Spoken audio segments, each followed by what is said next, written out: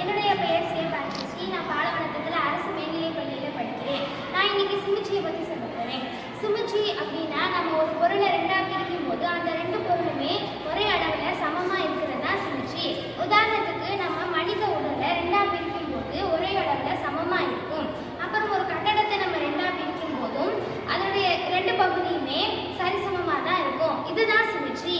Symmetry மொத்தம் 3 வகையானது. ஒன்று வெர்டிகல் சிமிட்ரி, இன்னொன்று ஹரிசாண்டல் சிமிட்ரி, மூணாவது ரொட்டேஷனல் சிமிட்ரி.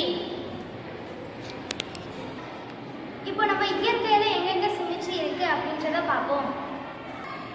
வெர்டிகல் சிமிட்ரிக்கு உதாரணமாக பார்த்தோம்னா, இப்போ நம்ம இந்த இடத்துல ஒரு வெர்டிகல் லைன் வரைஞ்சோம்னா இரண்டு பக்கமுமே சமமாக இருக்கும்.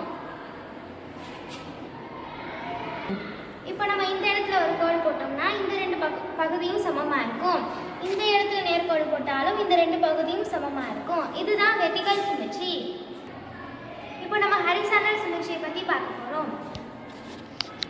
ஹரிசாண்டலாக ஒரு லைன் வரைஞ்சி அந்த ரெண்டு பகுதியுமே சமமாக இருக்கிறது தான் ஹரிசாண்டல் சிமிட்ரி.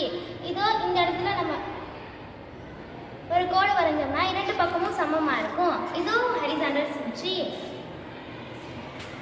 இங்கே நம்ம ஒரு நேர்கோடு வரைஞ்சாலும் இது மேலையும் கீழையும் சமமாக இருக்கும்.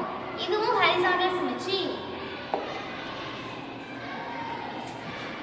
இந்த இடத்துல நம்ம ஒரு கோடு போட்டாலும் மேலையும் கீழையும் சமமாக இருக்கும். இதுவும் ஹரிசாண்டல் சிமிட்ரி. இதுவும் ஹரிசாண்டல் சிமிட்ரி. அப்புறம் இங்கே இருக்கிறதும் ஹரிசாண்டல் சிமிட்ரி தான்.